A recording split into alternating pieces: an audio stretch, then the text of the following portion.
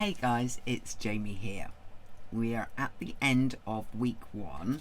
I've just created the hinge to add another set of pages. I've been through the overrun box where I've printed up too much of some kits that I had that I'm making journals with. This is from the On the Farm kit. I'm going to halve it so that it goes either side, and that will cover today and tomorrow. Here's a piece of paper that I accidentally printed on my very thin printer paper, therefore it showed through, so I didn't use it in the journal.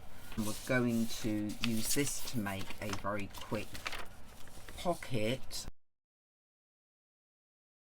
To make this style of pocket, it is better to use a thinner piece of paper.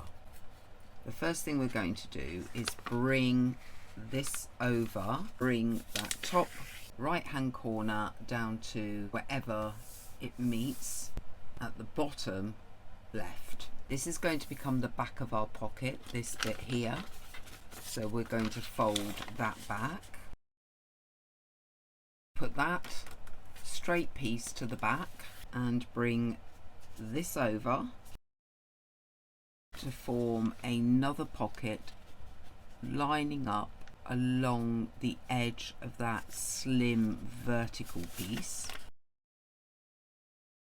Last time we do a fold back is from that left hand side over to the right hand side. And then what I tend to do, because I never cut things very straight, is I will then straighten off some ends.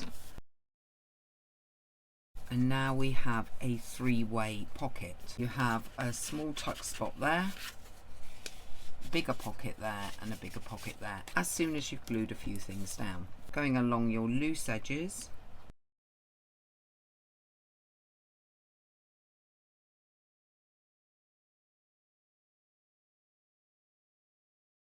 we can just pop that down as a pocket. This is actually the folder of the spare farm pieces that I have.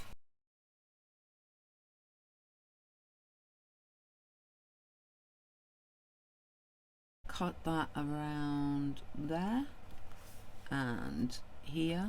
That will be one size tag. Create 3 journaling cards that are going to fit into these pockets. I've backed 3 different colours from that folder onto the cream cardstock. When that's a bit more dried up, I will cut that out and we will look how to decorate those. In the meanwhile, this is quite dull and I thought we could put a quick collage down over here from the farm leftovers folder, which has quite a few fussy cuts in it already, and the plain essentially ephemera. We're going to do a collage that will go up the side of here. Might need to do a few angles, even got a bit of a circle, put a bit more gingham between those two to kind of join them together a bit. That could be our base. When you put it along that book edge, I'm going to take off things that go over. Then what we can do is stain the edges of this with the vintage photo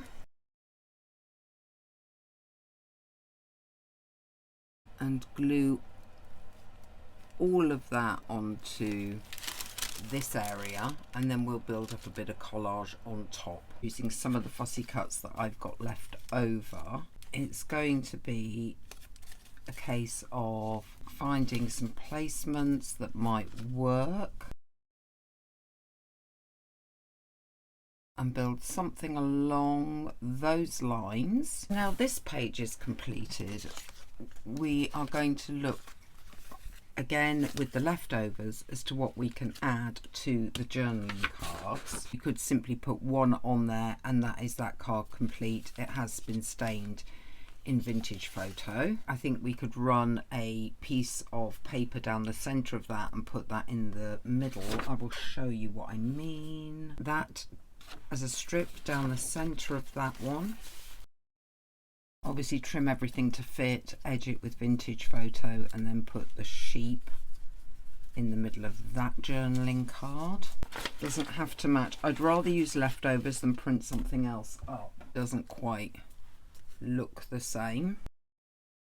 Now we are ready to do our question. Today's question is in 2 parts. Is there something that you are currently avoiding because you are afraid? What price are you paying by letting fear influence that decision? All that's left to do is put these into the treble pocket. I will see you next time.